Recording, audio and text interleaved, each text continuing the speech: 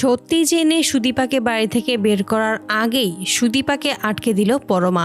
এমনই নাটকীয় মোড় আসতে চলেছে অনুরাগে ছোঁয়ার পরবর্তী পর্বে। চলো আলোচনা করি সেই নাটকীয় মোড়গুলো নিয়ে। সুদীপার কেউ নেই, সুদীপা একা, এই কথাটা ভাবতেই পরমার কেন যেন খুব কষ্ট হয়। পরমা তখন ভাবে, ওর জন্য আমার এমন কেন কষ্ট হচ্ছে? ওকে দেখে তো আমার রাগ হবার কথা ছিল, কিন্তু সেটা না হয়ে কেন এত কষ্ট হচ্ছে? তখনই পরমা দেখতে পায় পিসি কাউকে কিছু না বলেই চুপি চুপি বাড়ি থেকে বেরিয়ে যাচ্ছে। এতে করে খটকা লাগে পরমার। পরমা ভাবে, পিসি ভাবে কাউকে কিছু না জানিয়ে কোথায় চলে যাচ্ছে, বিষয়টা তো আমায় দেখতেই হবে। তাই পরমাও কাউকে কিছু না বলে পিসিকে ফলো করে বাইরে বেরিয়ে আসে। অপরদিকে দেখতে পায় পিসি অতনুবাবুর সাথেই কথা বলার জন্য বাইরে বেরিয়ে এসেছে। পরমা যখন দেখতে পায় নিজের বাবাকে, তখনই অবাক হয়ে ভাবে সুদীপার পিসির সাথে বাবা কি কথা বলবে, কি কথাই বা ওদের মধ্যে থাকতে পারে। তাই আড়াল থেকেই সমস্তটা শোনার চেষ্টা করে পরমা। তখনই সেখান থেকে জানতে পারে সুদীপার পিসি অতনুবাবুকে জানায় যে আপনি সুদীপার দায়িত্ব নেবেন। যেভাবে আপনি পরমার দায়িত্ব নিয়ে আছেন, পরমা আপনার মেয়ে হিসেবে এই সমাজে স্বীকৃতি পেয়েছে,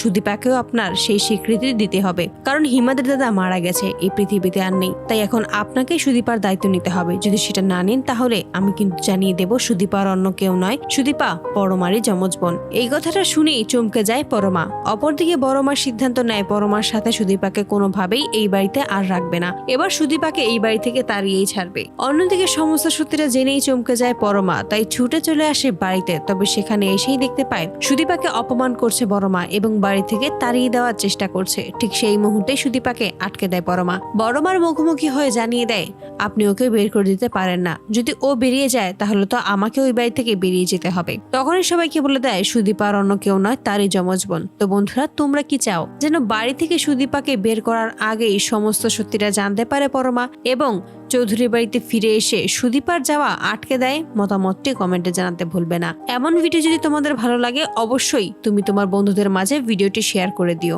ধন্যবাদ।